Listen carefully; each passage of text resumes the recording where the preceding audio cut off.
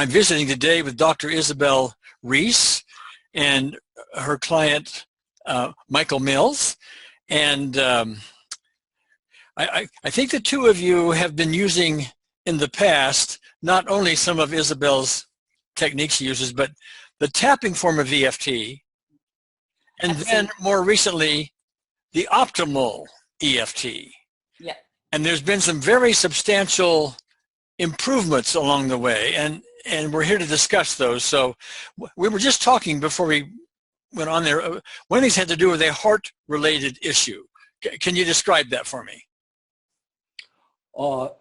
Just a very strong discomfort through the heart area, Gary, which was just sitting there. It wasn't painful, but it was like tightness in the chest, yeah, kind of just thing. a tightness, and just through some very quick. Yeah, you know what actually really happened. I think that was right in the beginning when I started with the optimal, and Michael came through, and we had this tightness in the chest. Now, for somebody who's been sleep deprived for years and who's really struggled with it, the adrenaline obviously is a big factor, and that does affect the heart and the chest area.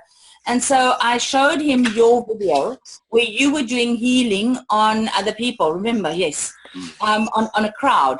That was one of our public webinars. Yes, and he watched it, and it just dissipated. That was the big thing. Okay. Let me get behind that a little bit, because I've had many reports like this. People will tune in, listen to, even some people will even be watching a recorded version of it. And as they go through it, they actually start getting results themselves, even though we may be working on someone else or maybe doing a kind of a group thing or something like that. And is that what I'm hearing here? Yes. Yeah. Yes. So talk about that a little bit, Michael, if you would. While you were there, while you were watching this, you were having a tightness in the chest. And then, if you can recall it, what was going on in the webinar, and then did the tightness in the chest go away immediately or an hour later, or what? Pretty much straight away. Pretty much straight away. Okay. As soon as you finished that particular aspect that you were doing on that webinar, Isabel asked me, well, on a scale of 1 to 10, where is it now? And it was down about 1 or 2. Yeah. And I would have described it as, 8 or 9, just prior to watching. Yeah. So it was an 8 or a 9, then you were watching it, and it fell to a 1 or 2. As soon as I stopped watching, yes. Yeah, okay. Watch. All right. And did it come back? No. And this has been almost, 2-3 months ago? It's been quite a while. Yeah. And how long had you had it?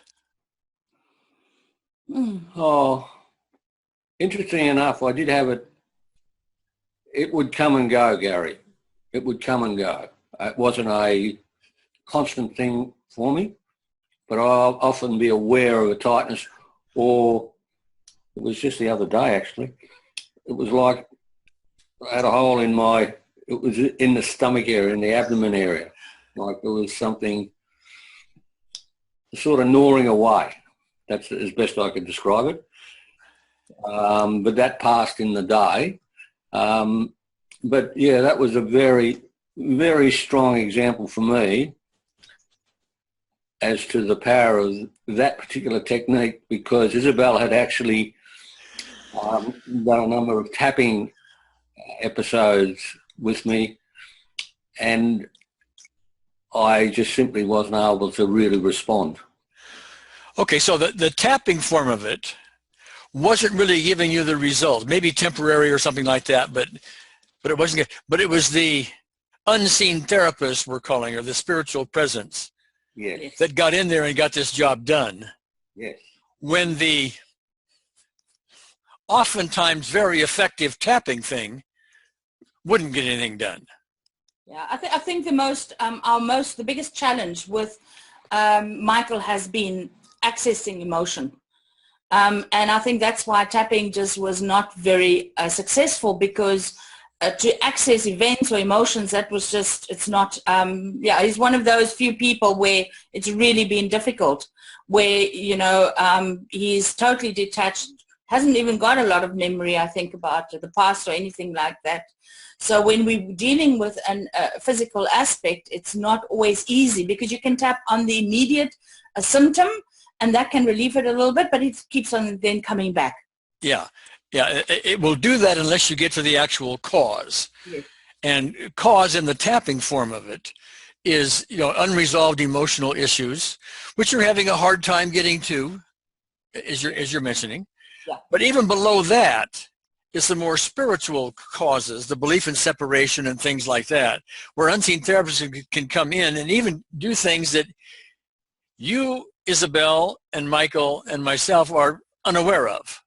Yes. Okay. Doesn't always work that way perfectly for everybody, but we see enough of it to start talking about it a lot, you know. So what else was going on?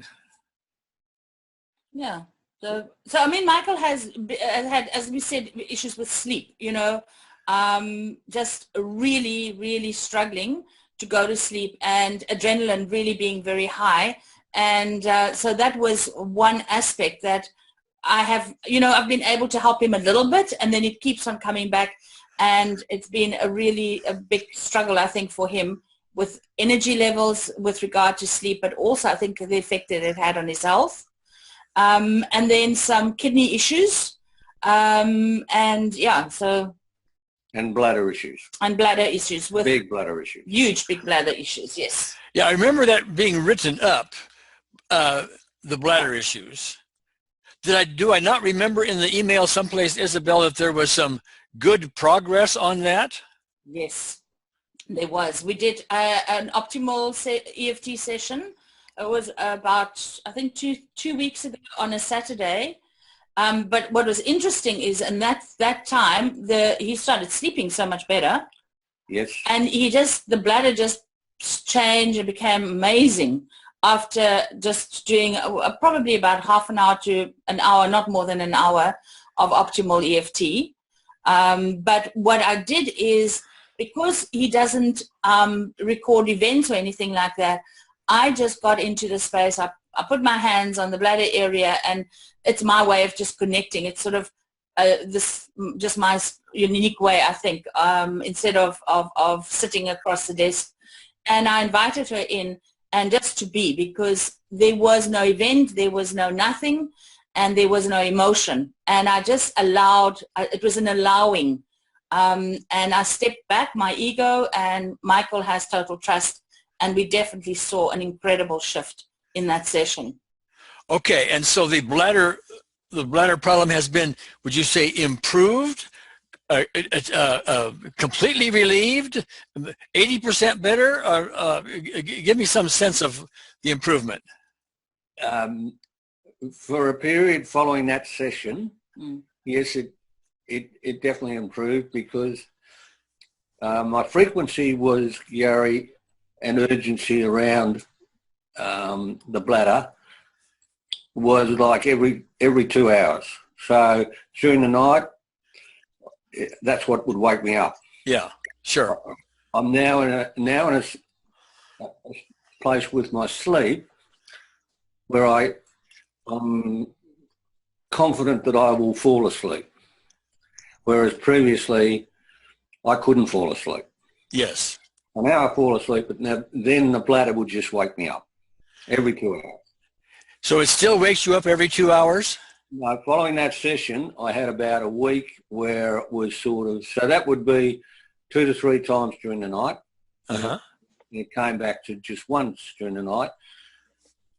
And then I've just recently, in the last week or so, it sort of has been very active again. And we had a session yesterday. And last night, had a fantastic night. I went to sleep at 12:30, just fell asleep, and didn't wake up until 6:30. Ah, okay. Now, I've had a couple of it. Probably I've had about 3 or 4 like that since Being the optimal, yeah. Yeah, since the unseen therapist work. Okay, so let me, if I can, kind of teach here a little bit, because we got an audience listening in about the way I see this, and then of course you guys can correct me if you think I'm off base someplace. Okay, so we get open to unseen therapists. To use Isabel's term, I forgot the exact words you used, but you will get very quiet. You get yourself out of the way, you get your ego out of the way, and so on. Those are the kind of things you were saying, I think. And Michael, you would do whatever you can do like that in a similar way. Unseen therapist comes in, does her job, okay? Now, the question is that job complete? Is that job permanent, etc.? And a lot of people will view this as saying, well, if it isn't complete and it's not permanent, nothing really good happened because it was just temporary or something. But the overlay I want to put on that is that life gives us lots of emotions. Life gives us lots of things that happen after our session. And if we have a weakness in our body, a bladder, for example, or a sleep issue, for example, this kind of stuff, it's going to show up as a result of that. So the way I like to say it to people is that the unseen therapist will do the best job she possibly can, given the limitations of the therapist and the patient, meaning their ultimate openness to this, the guards at the gate and how active they may be. So the idea is we want to keep putting things on the table. As we put them on the table, they're no longer hidden by the guard at the gate. Unseen therapists can then do the job, and we need to keep doing that sometimes to get more and more permanence. Now, that was a lot of words. Would you correct that in any way? Yeah, I would say it's, for me, Gary, I'm a very hard case.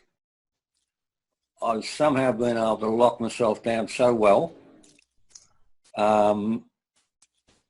through my life that I just, in a lot of respects, I just breeze through any event that happens in my life. Yeah. My father died, my wife died, without getting caught up in any emotion. So I've really locked down. And so it's a work in progress, but it's clearly working for me. And I know myself that I'm opening up, but yes, it's like peeling an onion. Yeah, and the more we can open up, the more we can be available, if you will, to unseen therapists, the better job she can do. And I do think that there's a lot more trust as well, because I think for Michael it was really hard because nobody could really help him. And we've had an amazing journey in the last year and a half, but I think he's learned, maybe the biggest thing I've seen is actually that he's actually learned joy. He's had to relearn joy from nothing. And that he's done, and he's just grown tremendously, spiritually and in every aspect. And now the emotion is starting to come through. The love for himself, all of that is coming through. So I think the healing has been on so many different levels. Self-acceptance, self-love, as all of these things that came with the package, even with the optimal therapist, working with unseen therapists, has opened up something new for Michael. I think in the last day. That's actually one of the major benefits of unseen therapist is the joy piece of it, the ultimate love, etc. That is that spiritual representation. We often talk about the physical things that happen, the sleep, the bladder, the heart, and so on, and those are the kind of flags we wave, but underneath that is a conceivably much more important issue, that is joy, love, etc. Michael, do you have anything to say about that yourself? Only, Gary, when I came to Isabel, it was sort of, I could describe myself as a dead man walking. Okay. And today, I just love where I am in this world, in just being, and I have a greater sense of purpose. Yes. Well, all my life, I always wondered what my purpose was. Could never figure it out. Thought it might have been business, but it's not business. It's not business. Mm. And I finally think I do understand what my purpose is, and that's to lift my vibration. To lift my vibrational. Oh, to lift your vibration. Yes. Yeah. Okay. Into the more joyous areas. Yes. Okay. Yeah, the higher you go, the more joy, the more love. Yes, of course. I've done an enormous amount of reading, so intellectually, Gary, I know, I'm starting to connect the heart to all the research and all the intellectual stuff I've done about it, because I've been searching for a long, long time, and I could never connect with the heart. Yes. It was all upstairs. You know, Michael, this is a thread. Thank you for that. This is a thread that I keep hearing more and more. You know, as we're doing previously, the tapping form of EFT, we'd get a lot of work done and people would be lighter in their life and this kind of thing. But I don't hear them keep talking about things like joy and peace. They'll talk about peace in a way that you'd normally talk about it. It's another level of it somehow. And these kind of conversations just keep coming up out of these sessions. And I thank you for that. You're echoing that as many others have. Yeah. So, and I think the one thing that I do want to add, it's, and you're correct, Gary, in my observation working with so many people doing optimal EFT, is that you do not ever get it done, and you don't have to get things done, because there's an emotion, and I think Michael maybe went through a couple of things in the last few weeks emotionally, and then that's the areas of the body where that holds the emotion. So for him it would be the bladder. So if you go out there, unless you live a life of perfection and there's no waves and no issues, then yes, I think the physical can be stabilized. But the minute you get anger or you get a frustration or you get sadness, that is where your body holds it for you in a safe manner. And so it will come back up again, but you will be able to deal with it a lot better. And the discomfort will become less, because you're dealing with emotion out there. You will not be that attached to outcomes. And as you become more and more detached to the ego, then of course the physicality will also improve accordingly. And thank you, Isabel. And that's why I keep calling this a process. You know, along the way, we get what appears to be permanent physical results. Headaches go away and don't come back, for example. Back pain goes away. Maybe the heart thing for Michael will go away. The sleep deprivation goes away. But there's always something else out there that our emotions and our lack of perfection yet are going to show up physically. You know, so process. Okay. Listen, thank you guys so much. I'm really grateful for you, the two of you, to come together and share this story, you know, for others to learn from. It's going to be very, very, very, very important. So thank you.